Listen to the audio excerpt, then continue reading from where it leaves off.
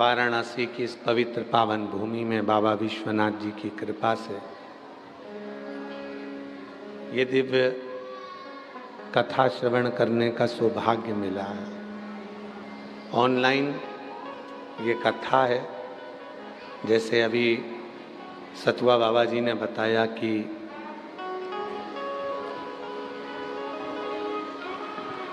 बाबा जी ने आज वीडियो भी भेजे और उस वीडियो में सतुआ बाबा जी के आश्रम की गौशाला पे 50-60 ऑटो खड़े हैं और जो कथा को सुनने के लिए आए हैं। पर ये कथा ऑनलाइन है और इसको ऑनलाइन ही रहने दो तो आनंद होगा। आप सब, एक माता जी तो हरियाणा से आ गई हैं और पंजाब से, लुधियाना से आई हैं और कल रोड पर जाकर बैठ गई थी। वो खड़ी है, लुधियाना पंजाब से है। बाबा जी कल रोड पे बैठ गई थी, कम से कम 4 से 5 घंटा तक पानी नहीं पिया, कुछ खाया नहीं और रोड पे बैठी रही। केवल शायद ही ऐसी कोई व्यासपीठ हो जिसके लिए लोग इतना संघर्ष करते हैं और कथा को सुनते हैं।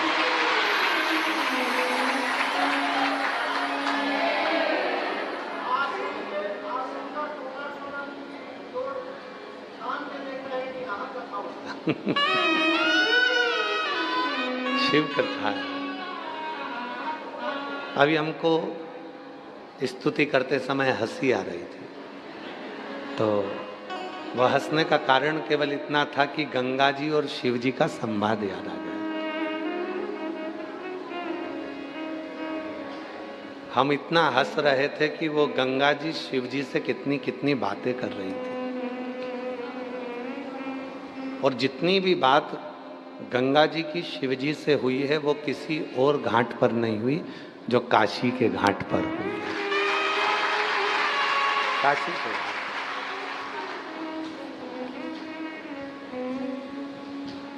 और वो कोई साधारण सी बातें नहीं थी गंगा जी और शिव जी की जिसके पीछे हमको हंसी आ रही थी। हम पूरी स्तुति में ही हंसते रहे और इतनी तेज तेज हंसी आ रही थी कि स्तुति नहीं होती तो खिलखिला के हंस देते। क्यों? क्योंकि गंगा जी ने कह दिया था बाबा भोलेनाथ जी से कि मैं भगवान विष्णु के चरणों में भी नहीं रही, मैं ब्रह्मा जी के कमंडल में भी नहीं रही, मैं इंद्र की सभा में भी नहीं रही, मैं वरुण और गरुण की सभा में भी नहीं रही, मैं कहीं पर एक जगह पर टिक नहीं पाई। तो भगवान शंकर मुस्कुराकर कहते हैं, तू भले कहीं ना रही हो पर अब मेरे बिना तू कहीं जा नहीं सकती है। मेरे बिना जहां जाना था तेरे को चली गई। इसीलिए पूरी दुनिया में गंगा बहती है और काशी में गंगा रहती है। गंगा बहती है सारी दुनिया में, पर काशी में गंगा रहती है। और रहना किसको कहते हैं और बहना किसको कहते हैं, दोनों में बहुत अंतर है। और काशी वाले अच्छे से समझते होंगे इस बात को, बहना और रहना में कितना अंतर है। चले गए, शॉपिंग कर ली, सामान खरीद लिया, कोई सामान अपना एकत्रित कर लिया, ले लिया, इसको कह देते हैं बहना। ठीक है। पर रहना किसको कहते हैं? किसी बहू को देखो जो अपने मायके में रहती है तो समझ लो कि वो बह रही है, और ससुराल में रह रही है तो मतलब वो रह रही है। ससुराल में रह रही है। अब गंगा जी काशी में रहती है, और रहना किसको कहते हैं? ऋषिकेश में खूब उछली, गंगोत्री में खूब उछली, हरिद्वार में खूब उछली, पूरे गंगा के मार्ग में गंगा जी इतनी उछलती है, इतनी उछलती है, पर काशी में गंगा उछलती नहीं है, रहती है, शांत रहती है। यहाँ रहती है तो शांत। उसको मालूम है कि यहाँ विश्वनाथ है। हर जगह पर गंगा जी का शोर नजर आता है, पर काशी में गंगा शोर नहीं मचाती है। काशी में गंगा शोर नहीं मचाती।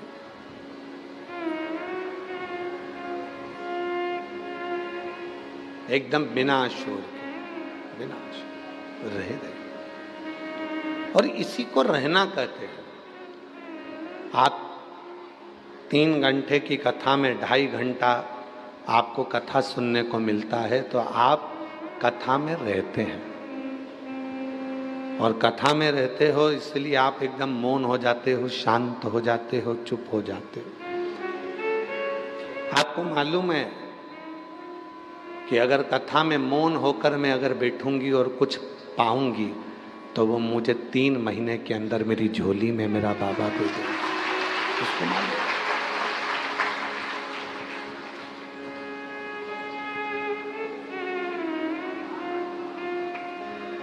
यहां शोर की नगरी काशी नहीं है, गर्जना की नगरी काशी नहीं है, उत्पात करने की नगरी काशी नहीं है, विद्वत्ता की नगरी काशी है, विश्वास की नगरी काशी है, श्रद्धा की नगरी काशी है, भाव की नगरी काशी है, और परमात्मा से मिलन की नगरी काशी है। ये काशी परमात्मा से मिलन कराने वाली। यहाँ शोर पहले तो अब काशी का नज़ारा और हो गया कि इतना पब्लिक आती है, इतना शोर होता है, लोग ट्रैफिक जाम भी होता है, सब कुछ होता है। पर पहले की काशी में ये कुछ नहीं था। पहले की काशी तो मौन थी।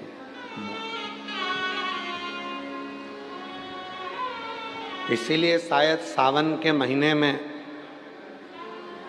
सारे व्रत किए जाते हैं। सोमवार का व्रत भी आता है, शिवरात्रि का व्रत भी आता है, मंगला गौरी का व्रत भी आता है, अन्नपूर्णा का व्रत भी आता है, अष्टमी का व्रत भी आता है। पर साथ में एक व्रत सावन के महीने में होता है जिसको मौन व्रत कहा जाता है। श्रावण के महीने में एक व्रत होता है जिसको मौन व्रत कहते हैं। आप सबको मालूम होगा, शिव और शक्ति दोनों का अर्धनारीश्वर स्वरूप का जब दर्शन हुआ था, शिव महापुराण की कथा कहती है, तब ब्रह्मा जी मौन हो गए थे, क्योंकि ब्रह्मदेव से गलती हो गई थी बहुत। ब्रह्मा जी से इतनी गलती हो गई थी कि ब्रह्मा जी ने भगवान नारायण और भगवान शिव में भेद कर दिया था। और जब कोई हल नजर नहीं आया, कि ब्रह्मा जी ने सोच लिया कि ये मेरा कुछ हो नहीं सकता है, तब ब्रह्मदेव ने ये विचार कर लिया कि अब इसका कोई सार तत्व नजर नहीं आ सकता, तो अब मैं मौन हो जाता हूँ। और ब्रह्मदेव मौन हो गए एकदम। और जैसे ही ब्रह्मा जी मौन हुए, भगवान शिव कृपा कर दिए, ब्रह्मा को वर दे दिया, श्रावण के महीने में जब मैं अपने ससुराल माता प्रसूति से सेवा ले रहा हूँगा, मेरी अर्धांगिनी सती मेरी सेवा कर रही होगी, समुद्र मंथन का विष मैंने पिया होगा और मेरी पार्वती मेरे को कावड़ चढ़ा रही होगी। उस श्रावण के महीने में संसार में रहने वाला यदि मनुष्य एक दिन भी कुछ घंटों का भी यदि मौन व्रत धारण कर लेगा, शिव कहते हैं वो एक लोक नहीं अनेक लोकों का सुख भोग कर परम लोक को प्राप्त कर लेगा। परम। इसलिए श्रावण महीने में जितना कावड़ का महत्व है, श्रावण महीने में जितना कावड़ चढ़ाने का महत्व है, श्रावण के महीने में जितना 2 लोटा जल चढ़ाने का महत्व है, श्रावण के महीने में जितना शिव की अविरल भक्ति करने का महत्व है, उतना ही मौन रहने का महत्व है। पूरे महीने में एक दिन 2 घंटा, आधा घंटा, 15 मिनट, 20 मिनट, 1 घंटा, एक दिन, जितना भी हमसे बन सकता है उतना हमें मौन धारण करना चाहिए। एक दिन, हमें मालूम है पूरे दिन तो तुम मौन नहीं रह सकते और पूरे महीने भी नहीं रह सकते, तो कम से कम एक दिन मौन रहना, चुप रहना, शांत।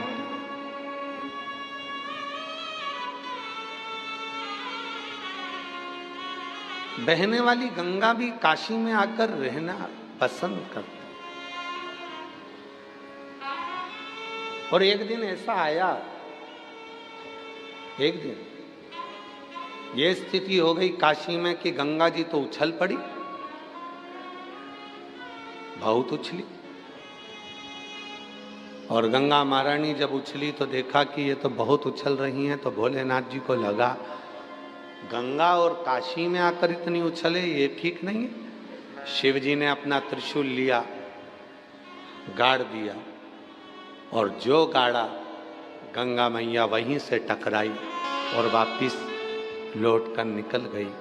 उस स्थान का नाम आज भी, उस स्थान को शूलकंठेश्वर महादेव के नाम से जाना जाता है। जिस स्थान पर गंगा जी के लिए भगवान शंकर ने त्रिशूल रख दिया और गंगा मैया वहीं से वापिस की और वापिस लौट पुनः बोल शूलकंठेश्वर महादेव की, पुनः लौटी।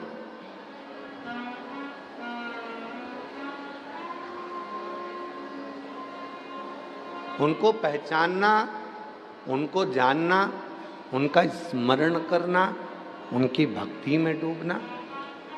शिव जानते थे, भगवान शंकर के स्मरण में था कि गंगा अविरल बही है, उछली है, तो हो सकता है कि काशी में भी उछले, हो सकता है।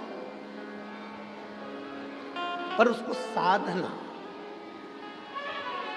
किसी ने खूब कहा, अच्छा सुंदर कहा है कि पानी और परमात्मा दोनों की याद प्यास लगने पर लगती है। पानी कब याद आता है? जब प्यास लगती है, बहुत प्यास लगे तो पानी की याद आती है। और परमात्मा की याद कब आती है? जब बहुत दुख हो। बहुत प्यास लगने पर पानी याद आता है और बहुत दुख आने पर परमात्मा याद आता है। कैसे भी मेरा शिव मेरे दुख को काट दे, कैसे। और लगन तुमसे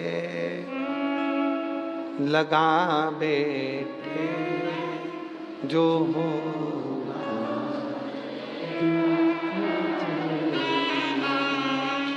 तुम्हें अपना बना बैठे जो होगा देखा जाए।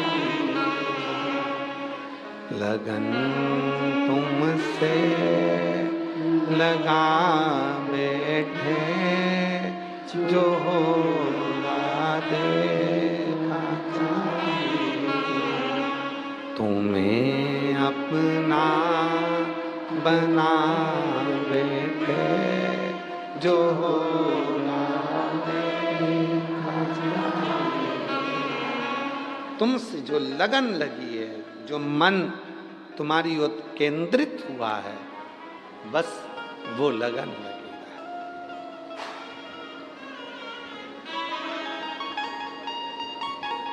सतयुग त्रेता युग, द्वापर, और अभी क्या चल रहा है? जम के तो बोलो, कलयुग। कलयुग।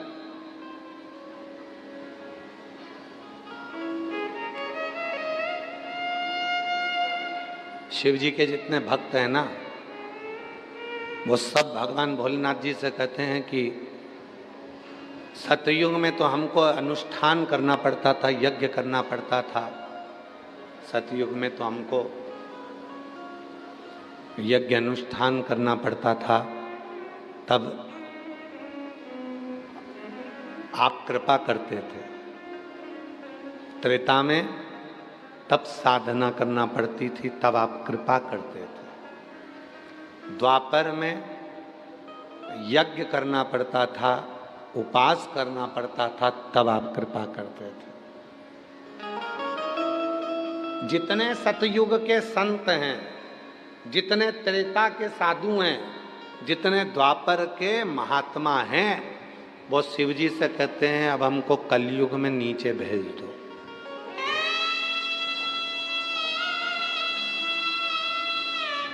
अब हमको कलयुग में नीचे भेज दो। शिव जी ने पूछा क्यों, किस लिए, काय को, किस कारण?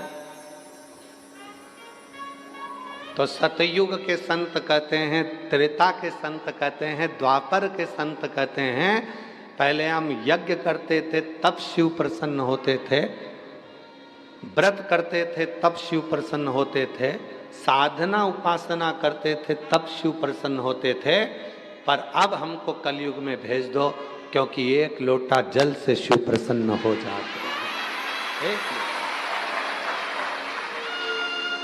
एक लोटा जल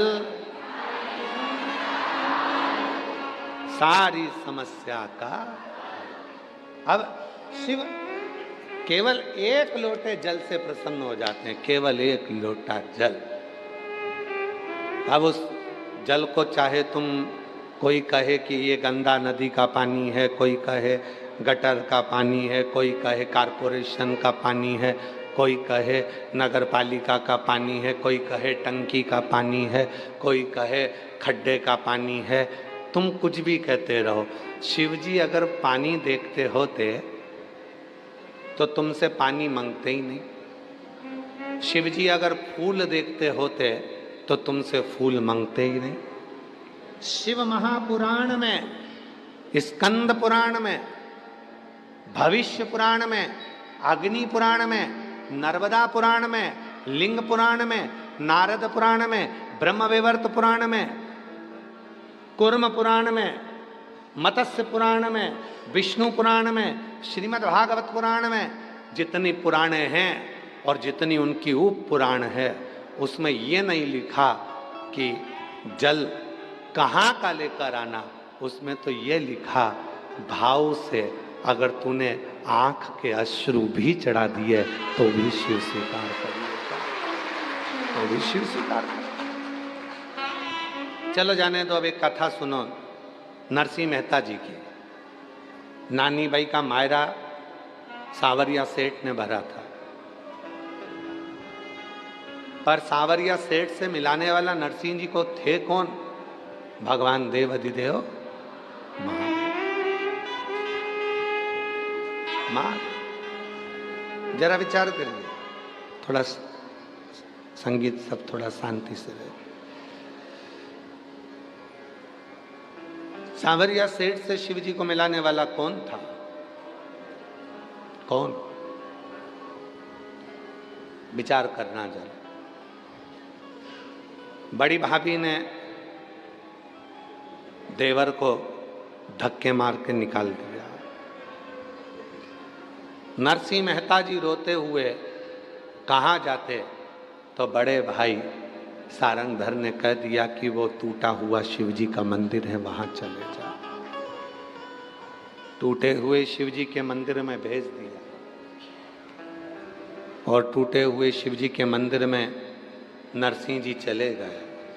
ना लोटा था, ना जल था, ना फूल था, ना पत्र था, ना भोग था, ना भोजन था, कुछ कुछ।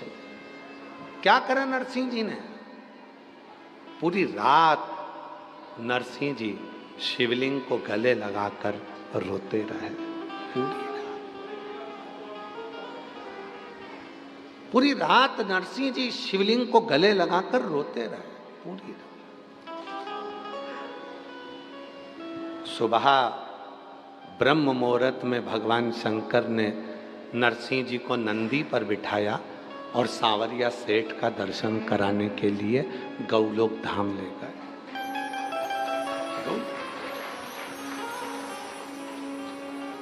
जिस गौलोक धाम में नरसिंह जी पहुंचे, वहां पर भगवान सांवरिया जी राधा जी के साथ नृत्य कर रहे थे। कृष्ण जी का ध्यान गया नरसिंह जी की ओर। यहां लोग मरने के बाद आते हैं, तुम जिंदा जी आ गए। कैसे आ गए? यहां तो जीते जी कोई आता ही नहीं, मरने के बाद आते। तुम कैसे आ गए? नरसिंह जी कहे, मुझे नहीं पता, पर कोई नंदी पर बिठा कर लेकर आया था। कहाँ है वो? जो सांवरिया सेठ ने भगवान शिव जी को देखा, जिंदा जी बैकुंठ तक लाने की सामर्थ्यता किसी में नहीं है, केवल एक शिव में है। बोल, जल नहीं था तो भी शिव प्रसन्न हुए। यही कलिकाल की घटना है, यही कलयुग की घटना है। नानी भाई का मायरा कोई सतयुग या त्रेता या द्वापर का नहीं है, कलयुग का है। आंखों के पानी में नमक होता है कि नहीं होता है? बोलो बोलो, जम के बोलो। होता है।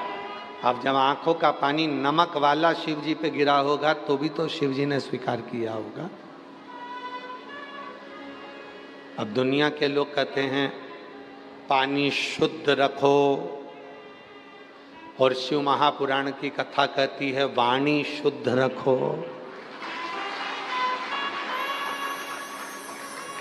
दुनिया के लोग कहते हैं फूल शुद्ध रखो।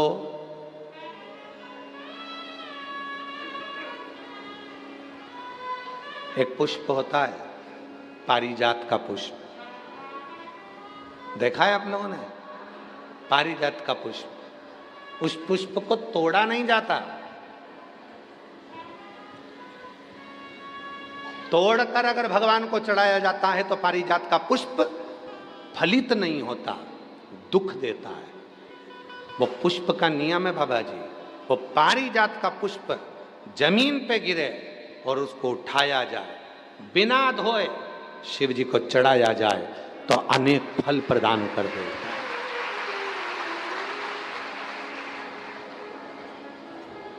बिना धोए।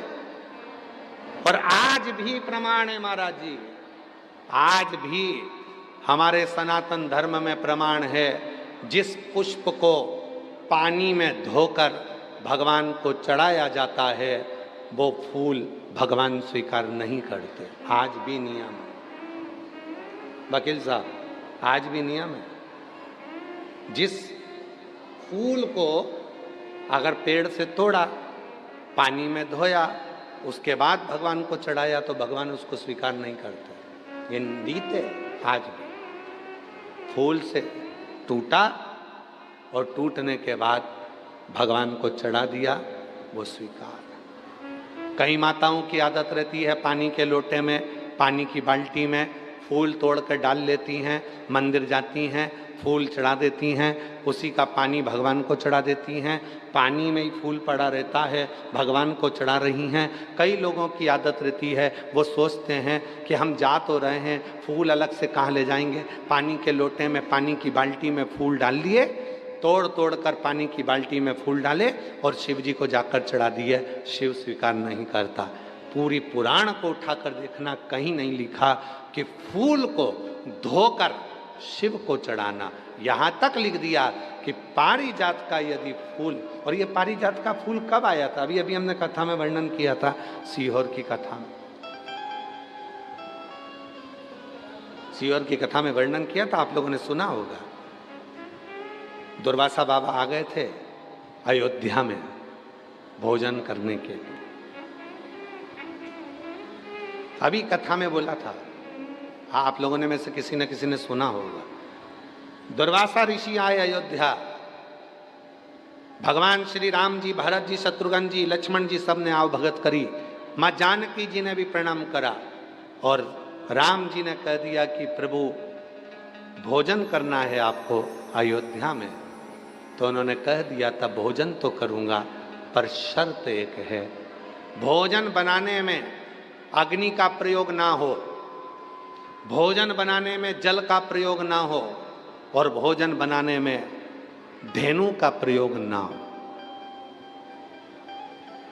कोई दूध, कोई घी, कोई दही, कोई वस्तु गाय की होना नहीं चाहिए, धेनु का प्रयोग भी ना हो, सुनो, अग्नि का प्रयोग भी ना हो और जल का प्रयोग भी ना हो।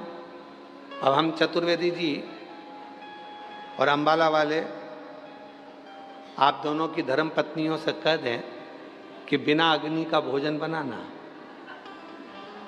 बिना पानी का भोजन बनाना और बिना धेनु का भोजन बनाना बन सकता है? तो जीजी बोलेगी कि नहीं बन सकता। बेटी बनेगा ही नहीं। आप में से कितने लोग हैं जो बिना पानी का भोजन बना सकते हैं, बिना अग्नि का भोजन बना सकते हैं, बिना धेनु का भोजन बना सकते हैं, बिना घी तेल का? और राम जी से क्या कह रहे हैं दुर्वासा जी कि मुझे अगर भोजन कराना है तो बिना अग्नि का, बिना पानी का और बिना धेनु का। और दूसरा, मैं सरयू जी का स्नान कर कर आऊँगा और भगवान शिव की पूजन करूँगा, तो मुझे वो पुष्प ला कर देना जिस पुष्प को अयोध्या और संसार के लोगों ने कभी नहीं देखा हो, कभी नहीं देखा हो। ऐसा पुष्प मुझे चाहिए अयोध्या में शिव जी की पूजन के लिए। दुर्वासा जी ने ये डिमांड रख दी। वो तो भगवान को धन्यवाद देना कि सियोर वाला बाबा डिमांड नहीं रखता। दुर्वासा जी ने डिमांड रखी कि अग्नि में बना हुआ भोजन नहीं चाहिए, पानी से बना हुआ भोजन नहीं चाहिए, धेनु से निर्मित भोजन नहीं चाहिए और वो फूल शिव जी की पूजन में चाहिए जो पूरी दुनिया ने ना देखा हो, पृथ्वी पर किसी ने नहीं देखा, वो फूल चाहिए, वो पुष्प।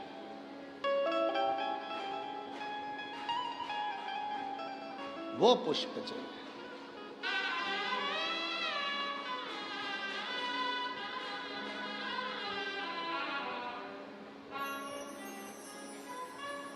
बहुत अच्छा है जो सियोर वाला बाबा ज़्यादा डिमांड नहीं रखता। ये जितने लोग सोशल मीडिया पे बोलते हैं ना कि बाबा इतनी डिमांड, बाबा इतनी डिमांड, तो ये तो छोटी मोटी है। भारी डिमांड होना चाहिए, हल्के फुल्के थोड़ी ना है। विश्वनाथ जी के बेटे हैं, शिव के पुत्र हैं, कोई छोटे मोटे। अब राम जी चिंता में पड़ गए। राम जी के समझ में नहीं आया कि मैं ऐसा भोजन, सीता जी से पूछा तुम बना दोगी? सीता जी बोली बिना आगी के और बिना पानी के, बिना घी तेल के कोई भोजन बनेगा?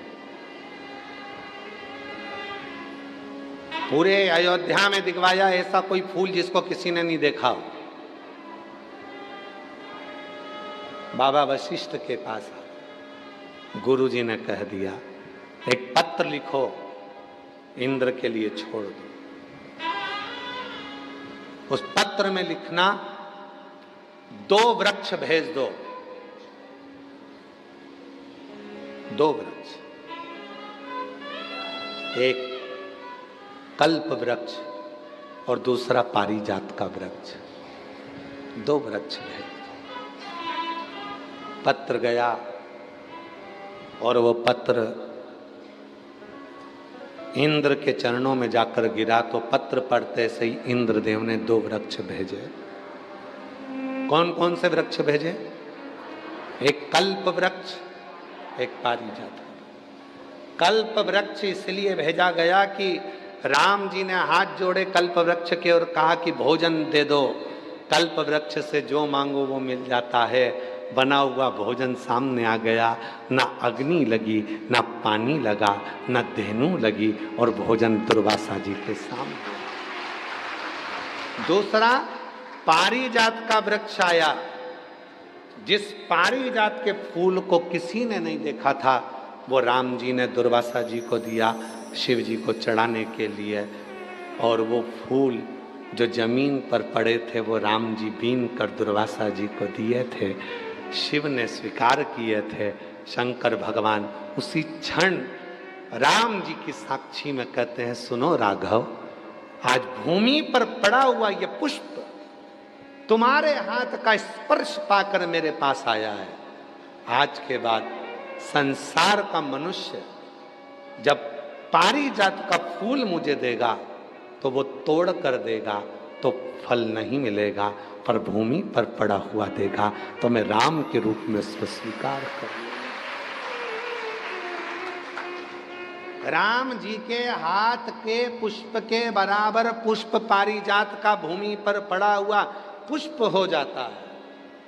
और दुनिया के लोग बात करते हैं कि ये पानी मत चढ़ाओ, वो पानी मत चढ़ाओ, ये मत करो शिव जी को। ये कई लोग कह देते हैं ये बेलपत्र तुम्हारी पूरी टूट गई है, ये बेलपत्र खंडित हो गई है, ये खंडित बेलपत्र है, शिव जी को मत चढ़ाओ, इसकी एक पत्ती नहीं है, शिव जी को मत चढ़ाओ, ये बेलपत्र का आधा टुकड़ा है, शिव जी को मत चढ़ाओ, ये बेलपत्र का इतना सा टुकड़ा है, शिव जी को मत चढ़ाओ।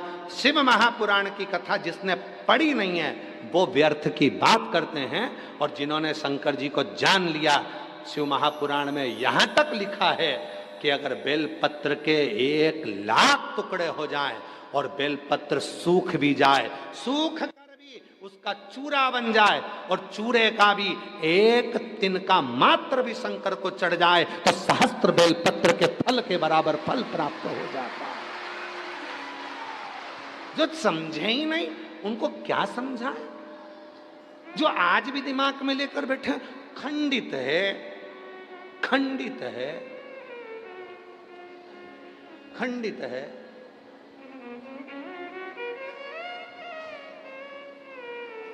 खंडित है, कई लोगों के दिमाग में बैठा रहता है। और आप लोगों से निवेदन है, आज की कथा में से ये वाला वीडियो काट के डाल देना आप लोग। जो लोग कहते हैं बेलपत्र खंडित है, बेलपत्र का टुकड़े से टुकड़ा, टुकड़े से टुकड़ा भी अगर है और वो भी अगर शिव को समर्पित है तो वो भी सहस्त्र बेलपत्र के बराबर हमें फल दे रहा है। सहस्त्र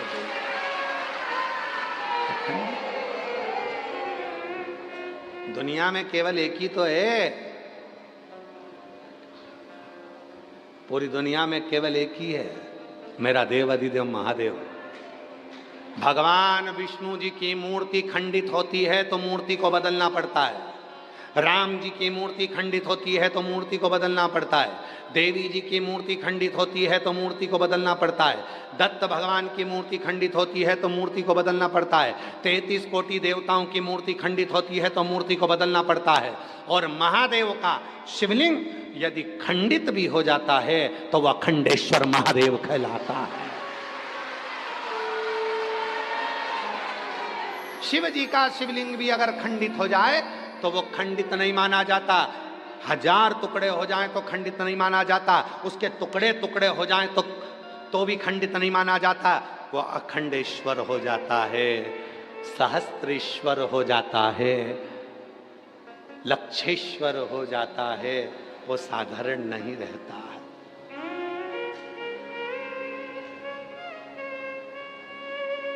लक्षेश्वर अखंड है, वो खंडित ही नहीं हुआ। सारी दुनिया में सबसे ज्यादा आक्रमण अगर द्रोहियों ने करे हैं तो काशी पर करे हैं। अगर विधर्मियों ने सबसे ज्यादा आक्रमण करे तो काशी विश्वनाथ पर करे। सब कुछ तोड़ लिया उन्होंने, पर काशी आज भी अजर और अमर जैसी खड़ी की खड़ी है। अजर अमर है। गली गली के मकान तोड़कर देख लो, हर मकान के नीचे से शिवलिंग निकलेगा, हर ओटले के नीचे से शिवलिंग निकलेगा, हर भूमि के नीचे से शिवलिंग निकलेगा।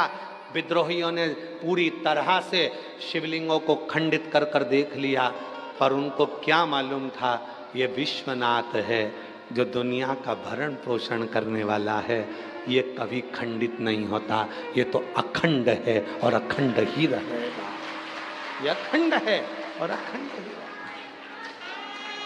ये कोई साधारण नहीं है, इसको समझना साधारण नहीं है।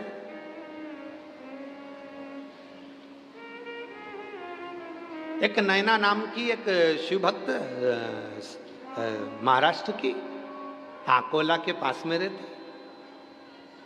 नैना नाम था। महाराज हम चतुर्वेदी जी उसका पत्र अगर हमारे पास में होगा तो हम उस पत्र को सोशल मीडिया पर जरूर डालेंगे। हम श्योर जाकर ढूंढवाएंगे उस पत्र को। अगर वो पत्र, नैना नाम की एक लड़की अकोला के पास की,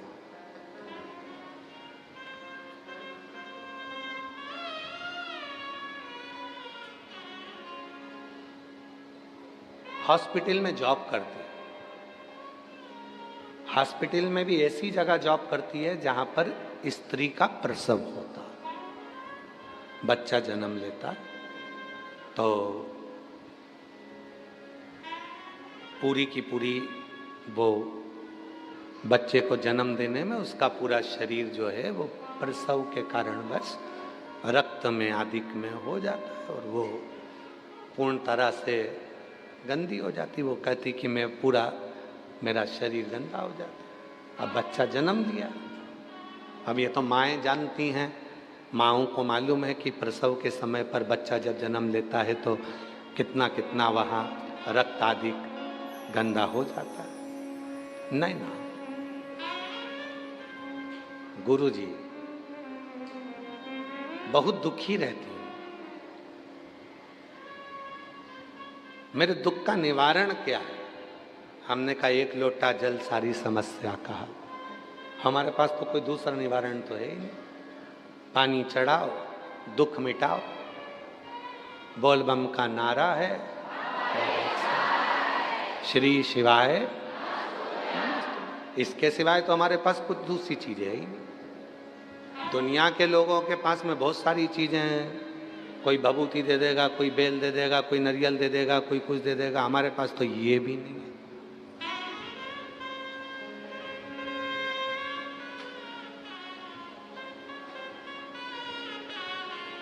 हमने कहा नहीं ना, तुम एक काम करा करो, रोज शिव जी को जल चढ़ाया करो। गुरुजी हॉस्पिटल में जाने की जल्दी रहती है, जल चढ़ाऊं कैसे? हॉस्पिटल से आती हूं तो गंदी हो जाती हूं, जल चढ़ाऊं कैसे? हमने कहा घर से चला करो तो बोतल में जल भर लिया करो, जाते आते जब तुम्हारा मन पड़ जाए, जब शिव कृपा कर दें तब जल चढ़ा। जाते हॉस्पिटल से आती होगी तो स्नान कर कर आती होगी, हाँ। कपड़े बदल कर आती होगी, हाँ। तो फिर जाने में क्या दिक्कत? पर लोग कहते हैं कि हॉस्पिटल से आई है, शिव जी के मंदिर आ गई। हमने कहा दुनिया तो ताना देती रहेगी। शिव महापुराण की कथा में आता है, रात्रि को 9:15 वाला जो उपाय यूट्यूब पर डला हुआ है, जब कोई बहुत मात्रा में बीमार पड़ जाता है, हॉस्पिटल से ही वो 9:15 वाला उपाय करने के लिए मंदिर पहुंच जाता है और बाबा उस पर करुणा करना प्रारंभ कर देता है।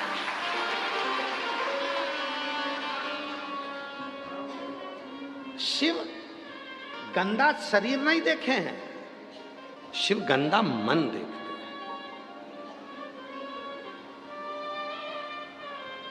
कितने रुपए का तुमने क्रीम पाउडर लगाया, कितने सुंदर तुम हो, ये शिव जी को मतलब ही नहीं है।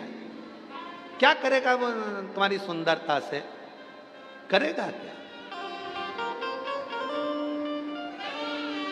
जिनके आगे स्वयं मां जगत जननी पार्वती जी भी फीकी हैं, जिनके आगे स्वयं जगत जननी जगदम्बा अम्बा भी स्वरूप में फीकी हैं, वो शिव जी कितने सुंदर हैं, तो तुम्हारी सुंदरता से उसको कोई मतलब तो है नहीं।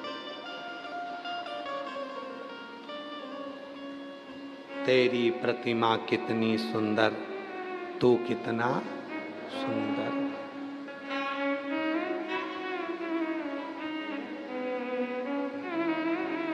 वो कितना सुंदर,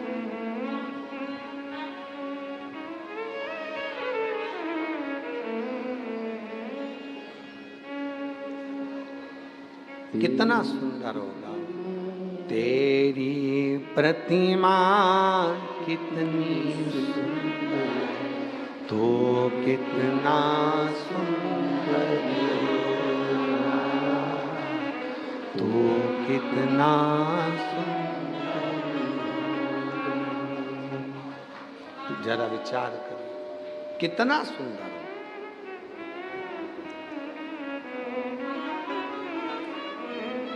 वो कितना सुंदर हो सकता है। तुम्हारी सुंदरता से मतलब नहीं है, तुम्हारी सुंदरता से कोई मतलब नहीं, कोई मतलब नहीं।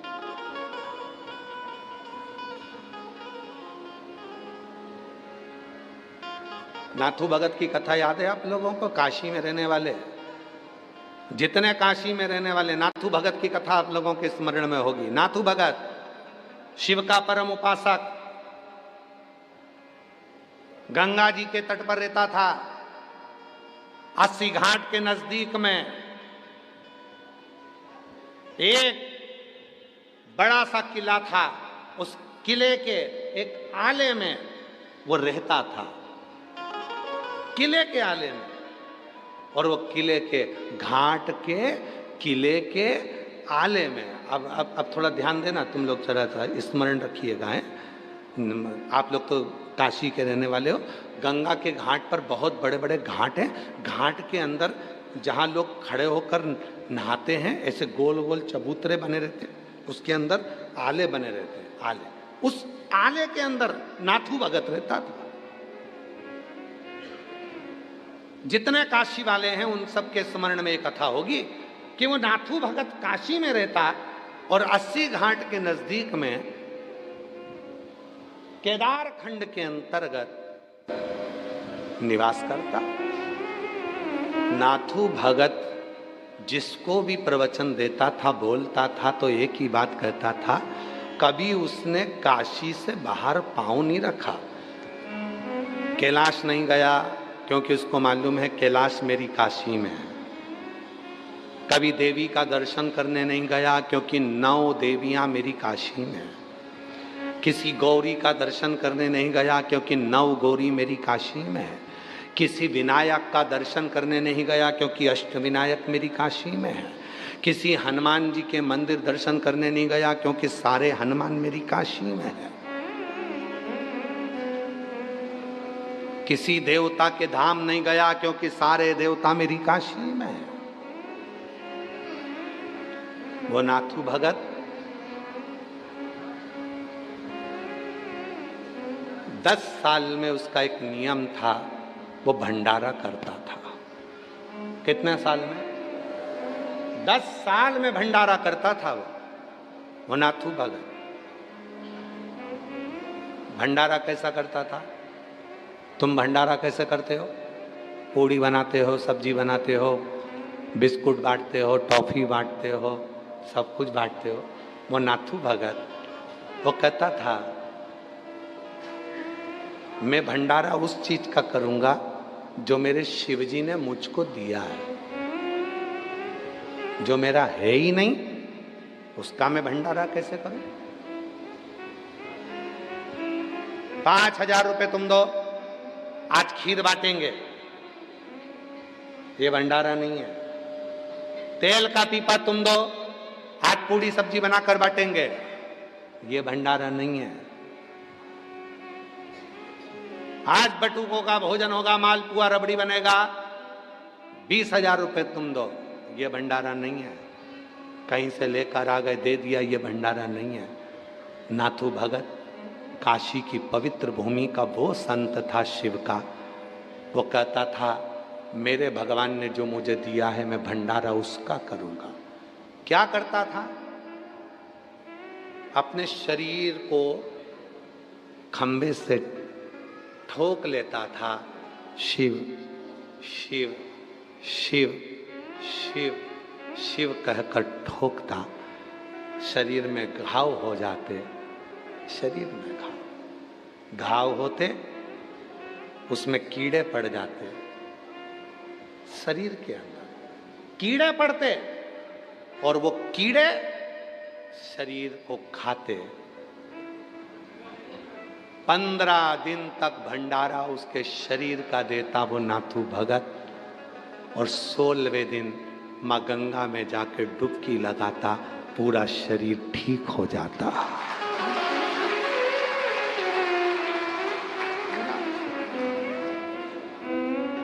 पूरा शरीर ठीक।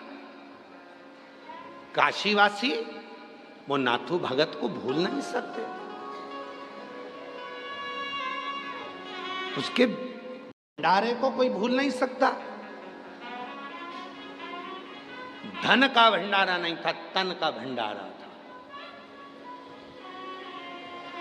जैसे ही गंगा जी की डुबकी लगती थी पूरा शरीर ठीक हो जाता। ये काशी है। इस काशी को लोगों ने हल्के में ले लिया है। आज नए नए लोग आकर बस गए काशी में तो सोचते हैं कि काशी हम देख रहे हैं कि कमाई का स्रोत हो गया। आज नए नए लोग काशी में आकर बस गए, थोड़ी सी प्रॉपर्टी खरीद ली और सोच लिया कि हमने होटल, हमने बिल्डिंगें बना ली तो काशी हमारी हो गई। काशी तुम्हारी नहीं है, काशी नाथू भगत जैसे की है, जो गंगा में नहाते से शरीर को ठीक कर लेता। काशी को पहचाना क्या पहचाना? और बाबा जी आज हम कहें आपसे एक कथा, अभी तो हम विश्वनाथ शिव महापुराण की कथा कर कर जा रहे हैं। यहाँ से चौथा दिन है आज, 3 दिन और बचे हैं। पर चतुर्वेदी जी और पूरी टीम और बाबा जी सब ध्यान रखना, जब एक बार कथा करने के लिए वापिस आए तो काशी के भक्तों की कथा सुनाकर जाएंगे कि काशी के भक्त कैसे हैं। कैसे काशी के भक्त थे, कि उन काशी के भक्तों का क्रम क्या रहा है, उन काशी के भक्तों का क्रमता क्या रही है, उन काशी के भक्तों की सराहना क्या रही है। कहीं मिलेगा नाथू भगत जैसा जो अपने शरीर का भंडारा देता हो, गंगा में डुबकी लगा के शरीर को ठीक कर लेता हो। नाथू भगत।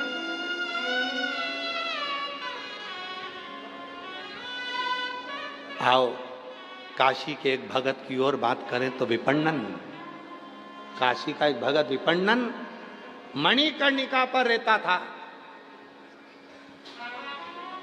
और वह विपन्नन मणिकर्णिका पर रहता, और मणिकर्णिका पर वह विपन्नन रहता हुआ मणिकर्णिका की भूमि पर जब कोई मुर्दा जलाने आता तो मुर्दे जलाने वाले का मुख देखता। वो विपन्नन, और वो विपन्नन जो मणिकर्णिका के घाट पर रह रहा है, ना घर है ना कुछ है, केवल खुले आसमान में विपन्नन रहता था। और कहते हैं लोग मुर्दा लेकर जाते थे, राम नाम सत्य चिल्लाते थे, और विपन्नन मुर्दे से, जिसको लेकर जा रहे हैं उस मुर्दे से बात कर लेता था। लोग कहते थे अघोरी है, तांत्रिक है। लोग कहते अघोरी है, तांत्रिक है। अरे विपन्नन ना अघोरी था ना तांत्रिक था, वो विश्वनाथ जी का भक्त था, शिव का भक्त था। वो अघोरी नहीं।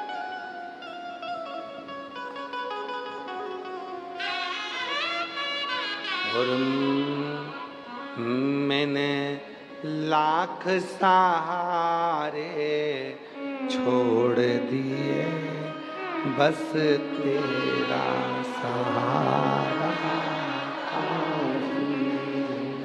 मैंने लाख सारे छोड़ दिए, एक तेरा सहारा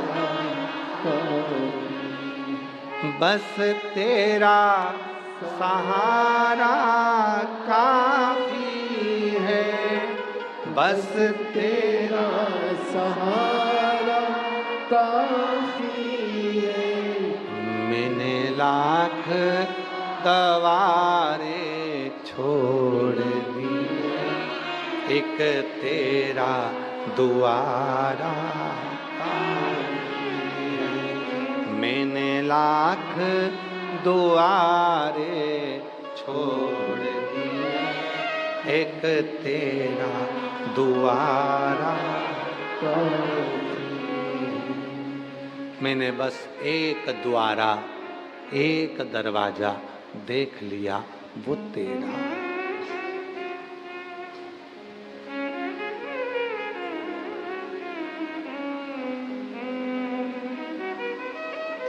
संगी साथी कुटुंबी बड़े, मेरे संगी साथी कुटुंबी बड़े, बस एक सहारा देख लिया, तेरे दर का किनारा काफी है।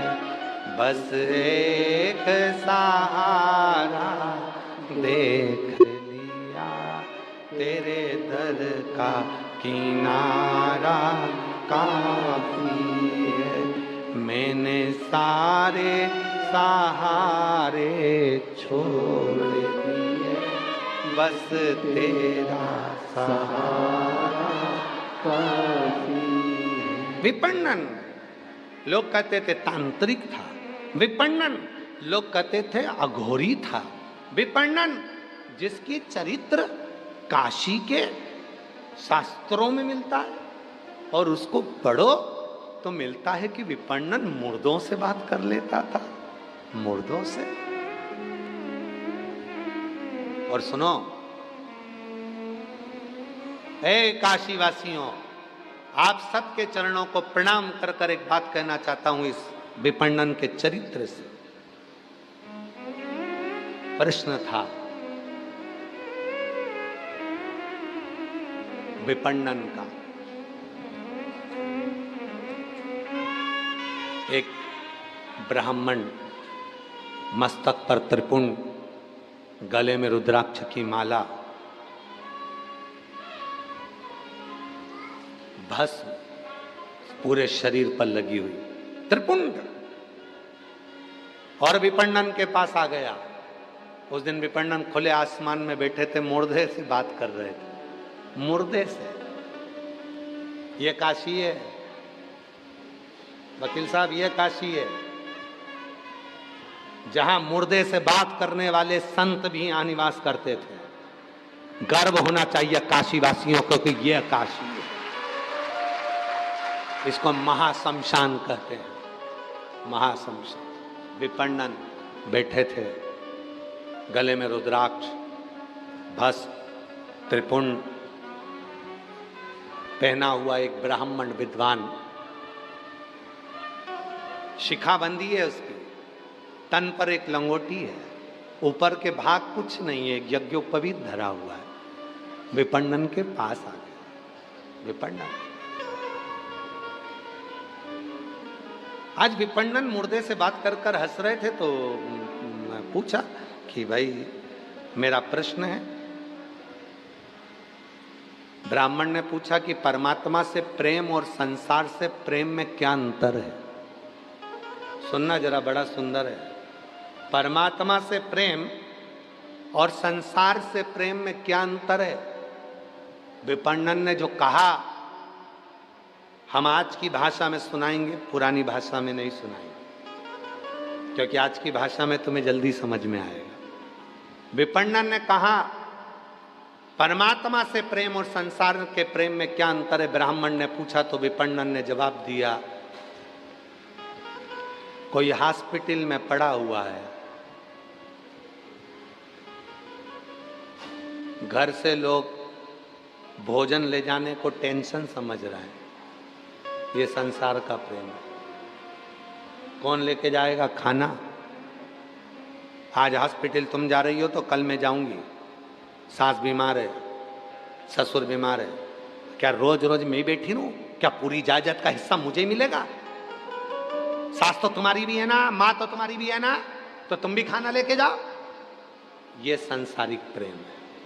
विपणन अपनी भाषा में समझाए थे, पर सियोर वाला बाबा अपनी भाषा में समझा रहा है। ये सांसारिक प्रेम है।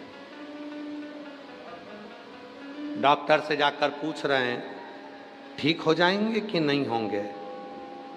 डॉक्टर ने कह दिया चांस तो थोड़े कम है। तो फिर कितने दिन के हैं? ये सांसारिक प्रेम। विपणन की भाषा को हमने अपनी भाषा में बदला है। विपणन की भाषा तो बहुत ऊंची है, जिसको समझने में हमको समय लग जाए, इसलिए हमने अपनी भाषा में। फिर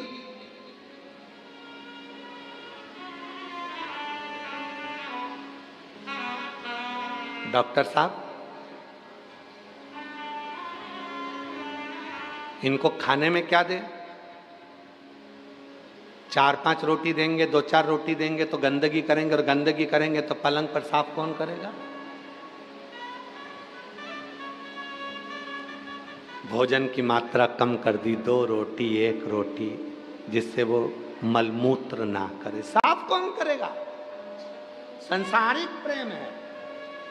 और विपणन ने कहा यह संसार का प्रेम है। जिस व्यक्ति ने करोड़ों कमाए, जिस व्यक्ति ने लाखों कमाए, जिस व्यक्ति ने दुकान जमाई, जिस व्यक्ति ने बंगला बनाया, जिस व्यक्ति ने घर बनाया, आज उसी पर लोग खर्च नहीं कर पाते। विचार करते हैं ज़्यादा खर्चा हो जाएगा, हॉस्पिटल से जल्दी छुट्टी दे दो, घर ले जाते हैं। अब जब मर ही रहे हैं तो घर ही मर जाएंगे। इसको कहते हैं संसारिक प्रेम। और विपणन ने फिर कहा परमात्मा से प्रेम किसको कहते हैं? तो विपणन कहते हैं दर्द में भी अगर वो याद आ रहा है, दुख में भी आंसू के साथ विश्वनाथ का नाम निकल रहा है, और मरने से पहले भी ये तुम्हारे भीतर विश्वास है कि मेरे साथ मेरा विश्वनाथ है। वही परमात्मा का प्रेम। इसी को परमात्मा का प्रेम कहते हैं। इसी को परमात्मा के प्रति प्रेम कहा गया। इसलिए मेरी जीजियों, जितने भी आस्था चैनल पर कथा सुन रही हैं, जितने फेसबुक यूट्यूब पर कथा सुन रहे हैं, जितने मेरे जीजा, जितनी मेरी जीजी, जितना मेरा बेटा बेटी, जितने मेरे बुजुर्ग माँ बाप यहाँ बैठे हैं, पंडाल में बैठे हो जितने, बाहर बैठे हो जितने, और जितने आस्था चैनल पर कथा सुन रहे हैं, सबसे निवेदन है अंतिम समय आए उससे पहले अपनी अलमारी में जितनी साड़ियां रखी हैं सब पहनो।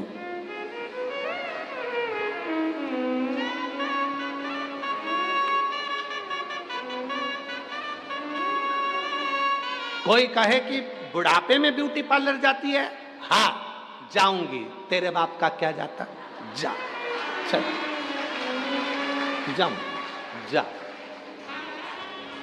बता 60 साल 70 साल की हो गई, इतनी हीरोइन बन के रहती है। मेरी मर्जी।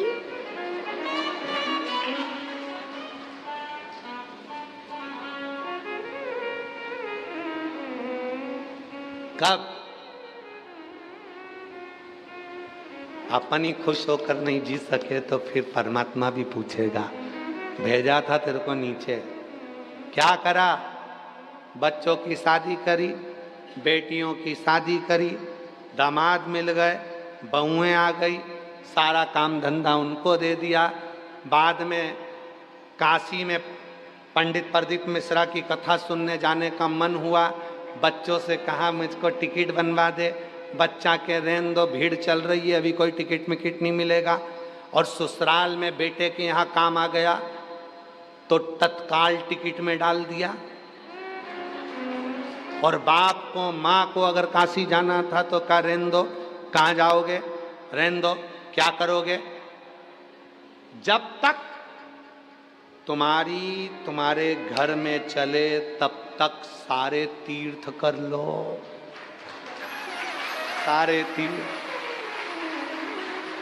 जब तक तुम्हारी तुम्हारे घर में चले तब तक दान पुण्य कर लो। फिर तुम 5 रुपए भी निकाल के दान नहीं कर पाओगे, क्योंकि कैमरे लगे होंगे। कैमरे, वो कैमरे कौन से हैं? तुम्हारे पोता पोती। वो कैमरे कौन से हैं? तुम्हारे बच्चे। जैसे ही बुआ घर में आई राखी पे, और घर के जितने पोता पोती सब दादी के कमरे में। क्यों? बुआ जी आई है, बुआ जी आई है। बुआ जी से इतना प्रेम नहीं है बच्चों को, वो तो उनकी मम्मियां ठोक ठोक के भेजती है, जब तक बुआ रहे तब तक दादी के कमरे में रहना और देखते रहना दादी क्या क्या दे रही है। और बच्चे पूरी चौकीदारी करते, इतने इतने से बच्चे, 2 चोटी बंदी, बहुत जोरदार का कैमरा है।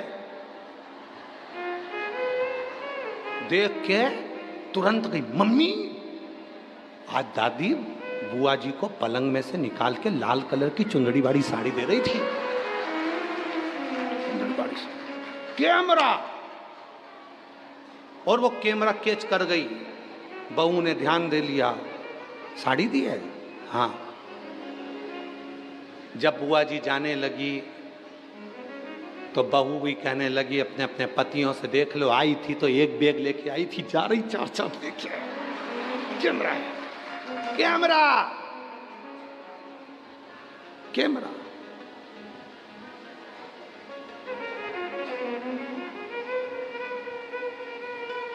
इसीलिए जब तक तुम्हारे घर में चले, जब तक तुम्हारे घर पर कमांड रहे, तब तक तीर्थ करो, दान करो, पुण्य करो, भजन करो, कीर्तन करो। बात का कोई भरोसा नहीं, बात का कोई भरोसा नहीं।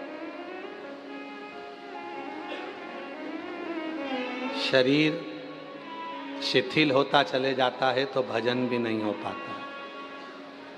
बंसल जी, अभी तो शरीर चल रहा है तो कथा भी हो रही है। जब शरीर शिथिल हो जाता है तो कथा, भजन, कीर्तन कहाँ हो पाए? बहुत। फिर तो एक ही बात रहती है, अंत समय प्रभु आना, वचन दिया तो निभाना पड़ेगा। आए प्रभु कुटुंब करिया, अंत समय प्रभु आना पड़ेगा। वचन दिया तो निभाना पड़ेगा, अंत समय प्रभु आना पड़ेगा। परमात्मा से प्रेम और सांसारिक प्रेम विपणन ने बता दिया ब्राह्मण देवता को कि ये परमात्मा से प्रेम है और ये संसार का प्रेम, संसार का। पर एक बात आप लोगों से कहें, आज जो आप लोगों को देखा, आप लोगों का जो प्यार देखा है शिव पुराण के प्रति, दरवाजे पर खड़े होकर इंतजार करना, शायद दुनिया में पहली व्यासपीठ होगी जिसके लिए दरवाजा भी बंद कर दिया जाता है कि कोई आए ना। पर पहली व्यासपीठ देखी होगी, दरवाजा बंद करने के बाद भी कूद के आ जाते।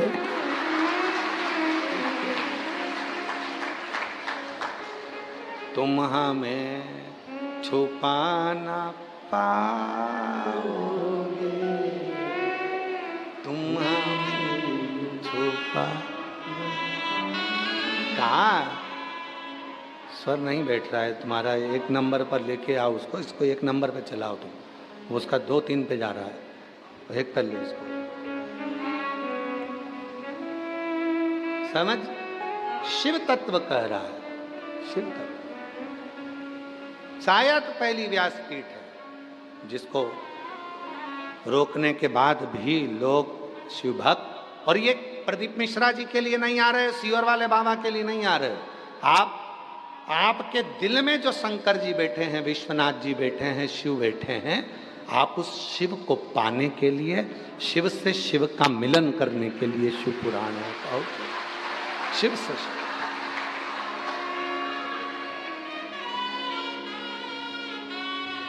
तो त्रेता, सतयुग, द्वापर, इन सारे युगों में सर्वश्रेष्ठ युग कौन सा है? कलयुग।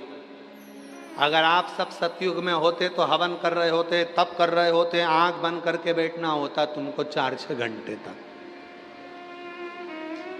त्रेता में होते तो भी तुम्हें तप करना पड़ता, द्वापर में होते तो भी तुम्हें यज्ञ करना होता, पर कलयुग इतना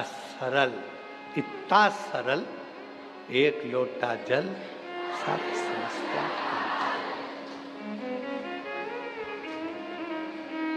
और आज हमारे चतुर्वेदी चढ़वा दिए बिस्लेरी का जल सुबह सुबह जल ढूंढ रहे थे मंदिर में, जल ना मिला तो चतुर्वेदी जी बोले ले बिस्लेरी का है,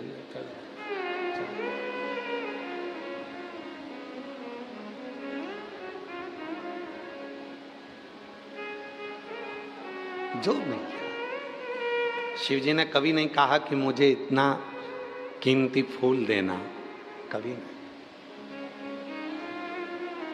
कहा।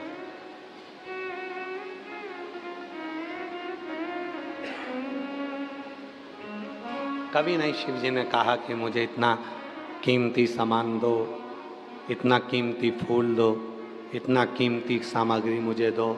शिव जी तो बोलते ही, शंकर भगवान की कथा तो यहाँ तक कहती है कि कीमती सामान तुम घर छोड़ के आओ, एकदम फ्री होकर आओ, आनंद के साथ।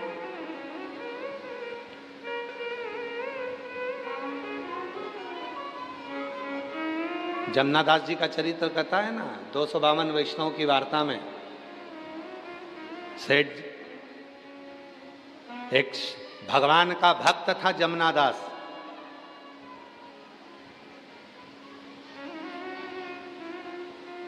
फूल वाले के पास गया फूल लेने के लिए। कितने का है? 1 रुपए का। दे दो, बाबा को चढ़ाऊंगा, श्रीनाथ जी को, गोवर्धननाथ जी को, विश्वनाथ जी को दे दो, ले आओ। वहीं से एक सेठ जा रहा था जिसका नाम था यवनराज। यवनराज सेठ जा रहा था वेश्या के दरवाजे पर। टोकनी में देखा कि फूल रखे थे, बड़ा सुंदर फूल था। जो जमनादास जी के हाथ में फूल रखा था उसी फूल को सेठ यवनराज ने देख लिया। यवनराज ने फूल हाथ में लेकर, हाथ में फूल को उठाकर देखा, फूल वाले से पूछा फूल कितने का है? फूल वाले ने कहा फूल 2 रुपए का। जमनादास जी बोले अभी तो तुम मुझे फूल 1 रुपए का दे रहे थे, विश्वनाथ जी के लिए, गोवर्धननाथ जी के लिए, श्रीनाथ जी के लिए। ए भैया, मैंने ये फूल अपने मन से बाबा को दे दिया, गोवर्धननाथ जी को दे दिया, श्रीनाथ जी को दे दिया, विश्वनाथ जी को दे दिया, अब तो तुम ये फूल मुझे दो ना। फूल वाले ने कहा फालतू की बात मत करो, फूल की कीमत 2 रुपया है। यमनराज को कहा, सेठ जी को। यमनराज जी ने अपनी गठरी में से 2 रुपए निकाल कर देना चाहे तो जमनादास जी ने कहा फूल अब जाएगा तो विश्वनाथ के चरणों में ही जाएगा, फूल जाएगा तो गोवर्धननाथ जी के चरणों में ही जाएगा। फूल की कीमत 4 रुपये। जमनादास भक्त, यमनराज ने कहा फूल की कीमत 8 रुपए, अगर ये फूल जाएगा तो वेश्या के जूड़े में जाएगा। जमनादास जी ने कहा फूल की कीमत 10 रुपए। यमनराज ने कहा फूल की कीमत 20 रुपए। वेश्या के जूड़े के लिए फूल की कीमत 20 रुपए। जमनादास जी ने कहा फूल की कीमत 40 रुपए। यमनराज ने कहा तू मुझे जानता नहीं, मैं नगर का सेठ हूं, ये पूरी नगरी मेरी है, तुम मुझसे भिड़ रहा है। जमनादास जी कहने लगे यमनराज जी आप तो दूसरा फूल भी ले सकते हो, ये फूल तो मेरे बाबा को चढ़ जाने दो। यमनराज ने कहा फूल की कीमत 80 रुपया। जमनादास जी ने कहा फूल की कीमत 100 रुपया। यमनराज ने कहा फूल जाएगा अब तो वेश्या के जूड़े में ही जाएगा, फूल की कीमत 200 रुपए। जमनादास जी ने कहा फूल जाएगा तो विश्वनाथ जी के पास जाएगा, फूल की कीमत 400 रुपए। यमनराज ने कहा फूल की कीमत 500 रुपए। जमनादास जी ने कहा फूल की कीमत 1000 रुपए। यमनराज ने कहा फूल की कीमत 5000 रुपए। जमनादास जी बोले फूल की कीमत 10,000 रुपए। 10,000।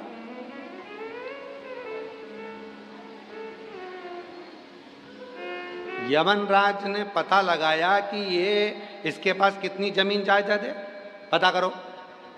पूरी जमीन बेच देगा 50,000 में बिक जाएगी, इससे ज्यादा नहीं होगा इसके पास।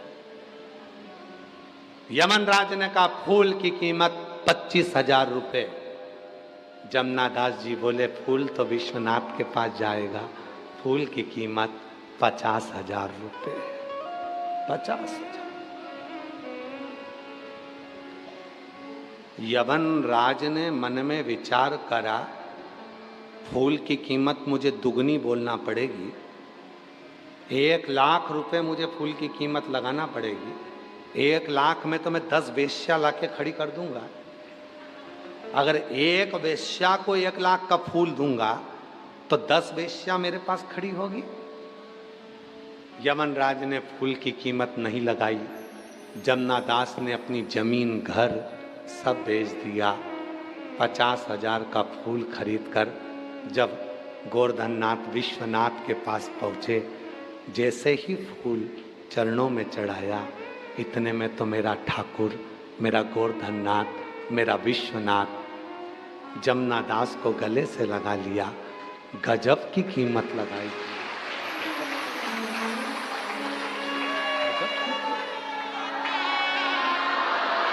गजब की कीमत। आज भी अगर भगवान शंकर के फोटो का दर्शन करो, श्रीनाथ जी के चित्र का दर्शन करो, गोवर्धननाथ जी के फोटो का दर्शन करो, आज भी जमनादास जी का वो फूल तुम्हें फोटो में मिलेगा। फोटो में। आप लोगों में से किसी ने शंकर जी का फोटो देखा? अगर शिव जी का फोटो देखा हो तो यहाँ एक फूल लगा हुआ उनका देखा होगा कान के पास। किस किस ने देखा है? दर्शन किए? शिव जी के कान के पास में एक फूल होता है, श्रीनाथ जी के हाथ के ऊपर एक फूल होता है, गोवर्धननाथ जी के हस्त के ऊपर एक फूल होता है। कोई पूछे कि भगवान शंकर जी के कान के पास में केवल एक ही फूल क्यों है, तो जवाब मिलेगा वो फूल किसी और का नहीं है, वो जमनादास का फूल आज तक मेरा महादेव अपने कान के पास लगाता है। वो जमनादास जी का फूल आज भी मेरे गोवर्धननाथ जी अपने हस्त कमल पर रखते हैं। कीमत फूल की नहीं है, कीमत भाव की है, कीमत दिल की है, कीमत हृदय की है। अब लोग कहें कि पानी गंदा, कोई कहे फूल बेकार हो गए, कोई कह दिया पानी फूल मुरझा गए, कोई कहने कह दिया ये बेलपत्री टूट गई, कोई कह दिया बेलपत्री खंडित हो गई, कोई ने कह दिया नारियल सड़ा ही निकल गया।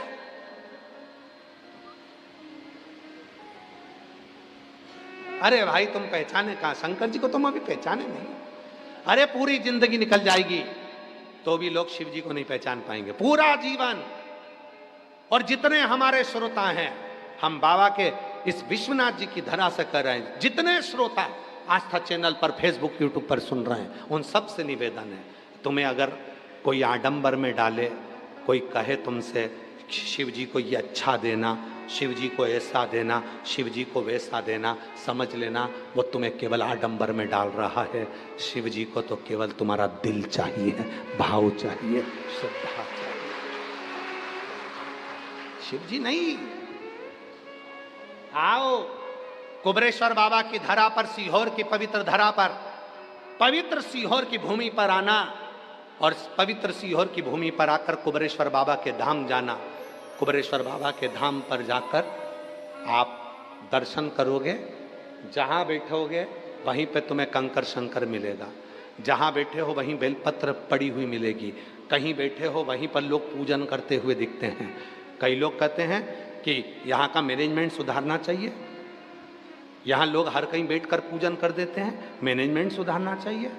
हम उनसे निवेदन करते हैं, ये भूमि कंकर शंकर की है, जहाँ व्यक्ति कंकर उठाता है, बैठता है, दिल से बात करता है, चले जाता है, वहाँ जैसे ही एक कंकर उठाकर वो लेकर गया, फिर वो जो 4 कंकर पड़े हैं उसका कोई महत्व नहीं है। वो जो एक कंकर ले गया अपने विश्वास से, उस एक कंकर ने शंकर बनकर उसका कल्याण करना प्रारंभ कर दिया। पूरी दुनिया की कावड़ भरना, काशी की कावड़ भरो, सोमनाथ जी की कावड़ भरो, महाकाल जी की कावड़ भरो, ओमकारेश्वर की कावड़ भरो, चाहे तुम नीलकंठ की कावड़ भरो, चाहे तुम पूरी दुनिया की कावड़ भरो, और एक बार अगर कुबरेश्वर बाबा की तुमने कावड़ सीहोर जाकर भरी है और बाबा से दिल से तुमने कुछ निवेदन करा है, तो वो खाली नहीं रह सकता है, वो मिलेगा, वो प्राप्त, वो साधारण नहीं। अरे लुटा दिया भंडार काशी, कर दिया माला माल काशी वाले ने, लुटा दिया भंडार काशी वाले ने, कर दिया माला माल काशी वाले ने। जो जैसी भावना लाया वो वैसा ही फल, नहीं खाली उसे लौटाया वो मन ही मन, और कर दिया माला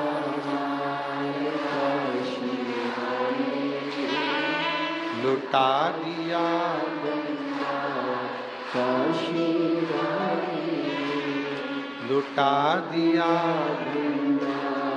काशी वाले, कर दिया माला काशी वाले। शिव की पूजन में, शिव के प्यार में 3 चीजें जरूरी है, सुन लेना सब। शिव की पूजन में और शिव के प्यार में 3 चीजें जरूरी है। पहले नंबर पर वफादारी, बोलो अगर वफादारी है तो शिव तुम्हारा है। बाबा जी, आज के जमाने में लोग गुरु के प्रति भी वफादार नहीं हो पाते, माता पिता के प्रति भी वफादार नहीं हो पाते, अपनों के प्रति भी वफादार नहीं हो पाते, धर्मपत्नी और बच्चों के प्रति भी वफादार नहीं हो पाते, पति पत्नी के प्रति वफादार नहीं हो रहा और पत्नी पति के प्रति वफादार नहीं हो रहा। अगर वफादार होते तो लेटरिन की, बाथरूम की टाइल्स के नीचे दबे हुए नहीं मिलते। वफादार होते तो ड्रम के अंदर पड़े हुए नहीं मिलते। वफादार, गुरु के प्रति भी वफादारी बहुत जरूरी। जिस गुरु को तुमने मंत्र लिया है, जिस गुरु को तुमने मान लिया कि मैंने श्री शिवाय नमस्तुभ्यम मंत्र ले लिया, वो गुरु मेरा है। अब जो बोलेगा, गुरु वाक्य ही जनार्दन का वाक्य है, और गुरु ने कह दिया ऐसा तो फिर उस वचन को पकड़ लिया तो फिर तो तुम पार हो गए। और गुरु के वचन में भी अगर संशय हो गया तो फिर रहेगा गुरु के वचन। इसीलिए दुनिया के लोगों ने एक वचन पकड़ लिया, एक लोटा जल। जब दुनिया के लोगों ने एक वचन पकड़ लिया कि एक लोटा जल सारी समस्या का हल है, तो काय को आडंबर में फंसूं, काय को पाखंड में जाऊं, काय को इधर उधर भटकूं।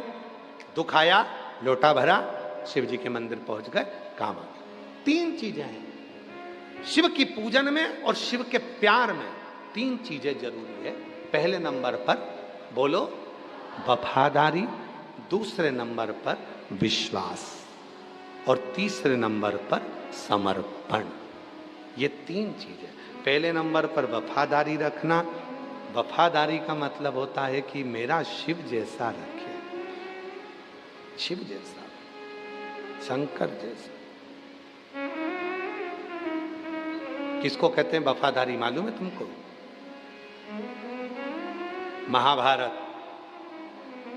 महाभारत का वन पर्व वर्णन करता है। एक पुरुष का नाम लिखा है, शिव जी के एक भक्त का नाम। महाभारत के वन पर्व में शंकर जी के एक भक्त का नाम लिखा है, जिसका नाम है पुरुष मृगा। जम के बोलो, क्या नाम है? पुरुष मृगा। आप सबको मालूम होगा कि अगर कोई बच्चे के मुंह से राल टपकती है, कोई बच्चा हाथ पैर से विकलांग है, बुद्धि से विकलांग है, उसका शरीर सही काम नहीं करता, कोई बहुत ज्यादा व्यसन में डूबा हुआ है, नशे में डूबा हुआ है, नशा छूट ही नहीं रहा है, पूरा घर किसी एक व्यक्ति को सुधारने में लगा है पर वो सुधर ही नहीं रहा है, तो यही पुरुष मृगा जो महाभारत में वन पर्व के अंदर जिसका नाम आया है शिव जी का भक्त पुरुष मृगा, इसका नाम लेकर एक पीपल का पत्ता और एक बेलपत्री का पत्ता, ये दोनों पीपल के पत्ते की नोक को बेलपत्री के पत्ते की नोक के साथ उल्टे हाथ में आगे करा जाता है, सीधे हाथ से शहद का पानी में थोड़ा सा शहद घुला हो, वो इस नोक पर किनोर पर डाला जाता है शिव जी के ऊपर, शंकर जी का नाम क्या लिया जाता है? पुरुष मृगा। नाम देकर जब जल चढ़ता है उसको कटोरी में झेल लिया जाता है।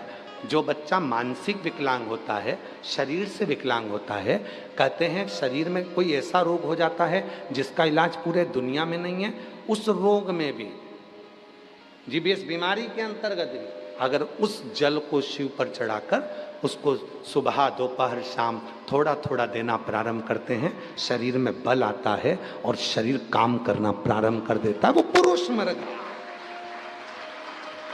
महाभारत के वन पर्व में वर्णन आता है पुरुष मृगा का।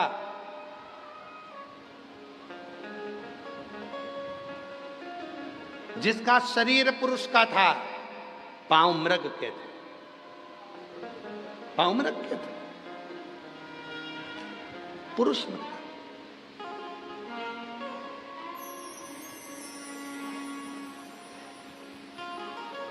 यहां तक कथा कहती है महाभारत वन पर्व में पुरुष मृगा की कथा आती है। शिव भक्त, इसको साधारण नहीं कहेंगे, शंकर का परम भक्त था पुरुष मृगा, परम भक्त। आज भी कहते हैं जिसकी बुद्धि काम नहीं करती है, इधर उधर भटक रही है ना, तो शहद का जल पीपल के पत्ते की नोक और बेलपत्री की नोक दोनों को मिला के शिव जी पे चढ़ाई जाती है और उसका शहद के जल का प्रयोग किया जाता है, बुद्धि सटीक होती है। जो बच्चे पढ़ने बैठते हैं, मन नहीं लगता, मन विचलित हो जाता है, परीक्षा हॉल में याद नहीं आता, सब याद करते हैं, रात भर पढ़ते हैं और परीक्षा हॉल में भूल जाते हैं, उनके लिए भी पुरुष मृगा, पीपल के पत्ता नीचे, ऊपर बेलपत्री का पत्ता, दोनों की नोक, शहद का पानी शिव जी को समर्पित कर कर उस पानी का आचमन करें, बुद्धि केंद्रित हो जाती। पुरुष मृगा। फिर से बोलो, क्या नाम है? पुरुष मृगा। वन पर्व महाभारत में चरित्र आता है, राजसु यज्ञ चल रहा है युधिष्ठिर के यहां, पांडवों के राजसु यज्ञ। महाराज, और राजसु यज्ञ में ब्रह्मा जी की ओर से आए, विष्णु जी की ओर से आए, इंद्र की ओर से आए, सबकी ओर से आए, पर शिव जी की ओर से कोई नहीं आया। तब गुरु जी ने कहा कि यह काम करो, शंकर जी का एक परम भक्त है पुरुष मृगा, यदि वो यज्ञ में राजसु यज्ञ में आ गया तो समझ लो कि ये यज्ञ सफल हो गया और तुम्हें वर प्राप्त हो गया, फिर तुम कभी जिंदगी में हार नहीं सकते। पुरुष मृगा आना चाहिए, पुरुष, हर हर पुरुष मृगा आना चाहिए।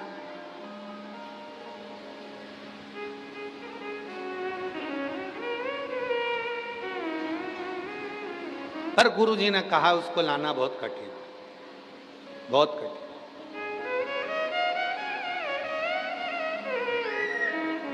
लाओ कैसे? तो महाराज पुरुष मृगा को लाया कैसे जाए? भीम कहने लगे, अरे मेरी चुटकी का काम है, तुम चिंता मत करो, मैं लेके आऊंगा, अभी लेके आता हूं। भीम गए, पुरुष मृगा मिल गए। पुरुष मृगा ने कहा कि भीम क्या बात है? भीम कहने लगे हमारे यहाँ यज्ञ चल रहा है, चलो। पुरुष मृगा कहने लगे मैं शिव जी की पूजन कर रहा हूँ, नहीं जा रही है। जरा शंकर जी के जो भक्त होते हैं ना, बड़े अटपटे होते हैं, कभी तो मिलेंगे तो बड़ी प्रसन्नता से मिलेंगे, और कभी मिलेंगे तो ऐसे रूटली मिलेंगे कि जैसे पहचानते ही नहीं। शिव शिव है, चलो। पुरुष मृगा ने मना कर दिया। भीम ने कहा मैं लेके जाऊंगा, ठीक है चल।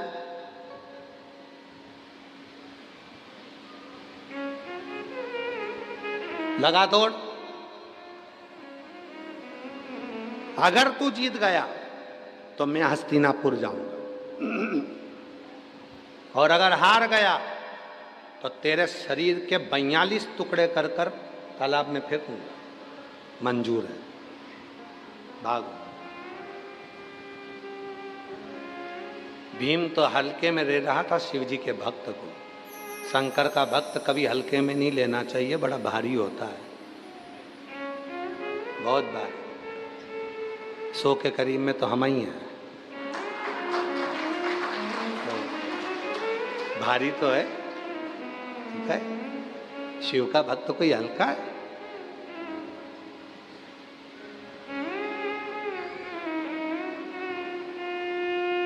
सतुआ बाबा जी को भी तुम हल्के में मत लेना। मसान में रहने वाला, शमशान के सामने रहने वाला, दिन रात मुर्दे जलते देखने वाला कोई साधारण नहीं हो सकता। शिव ही का कोई कृपा, तो कोई साधारण नहीं है।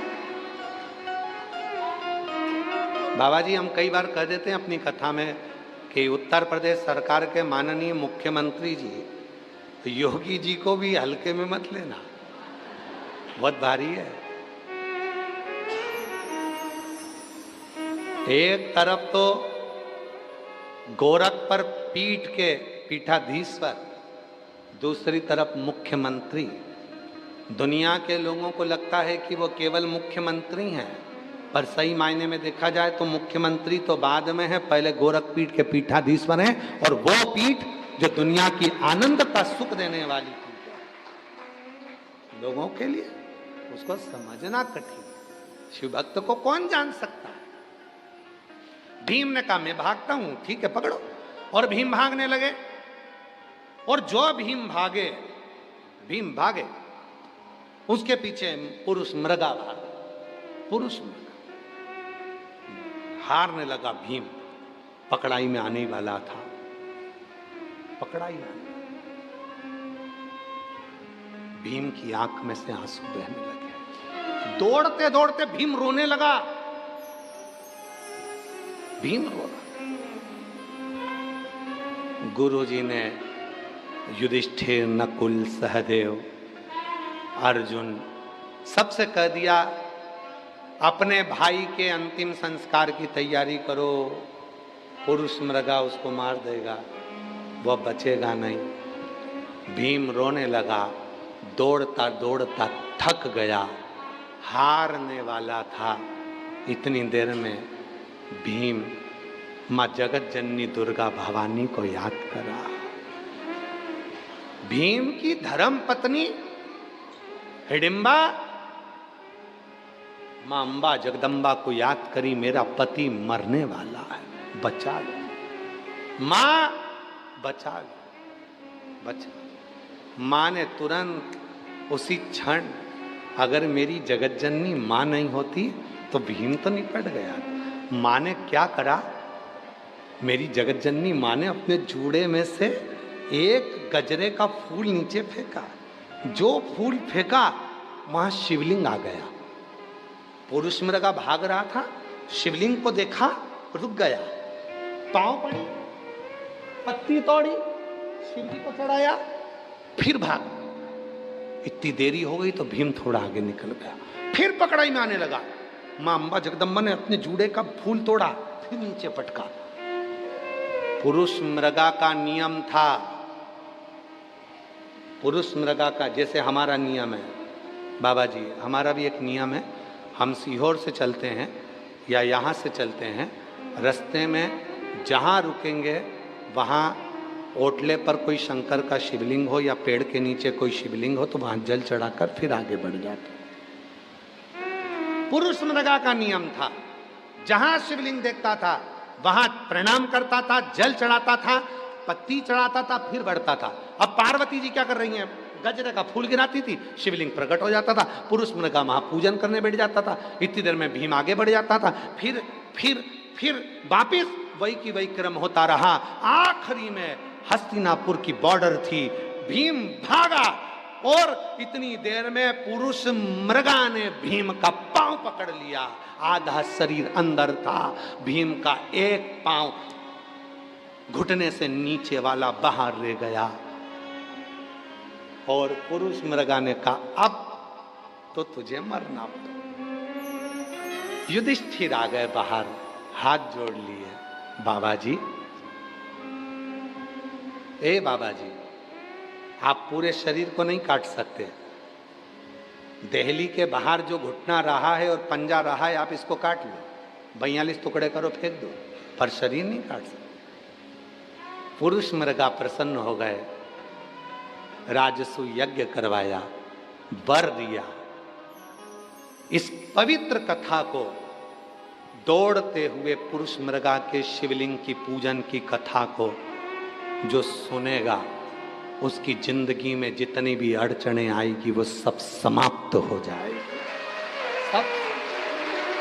महाभारत के वन पर्व में वेद व्यास जी वर्णन करते हैं, महाभारत के वन पर्व में वेद व्यास जी लिखते हैं, जो पुरुष मृगा के इस पवित्र चरित्र का स्मरण करता है उसकी जिंदगी के सारे अड़चन, सारी तकलीफें समाप्त हो जाती है, क्योंकि ये पुरुष मृगा कोई साधारण नहीं है, शिव जी का वो भक्त है जो चलते चलते शंकर को पूजन करता, स्मरण करता और बढ़ता रहता है। और विश्वनाथ की धरा पर रहने वालों को तो इसका स्मरण है, हमारा स्मरण। और तेरे डमरू की धुन सुन के मैं काशी नगरिया आई हूँ, तेरे डमरू की धुन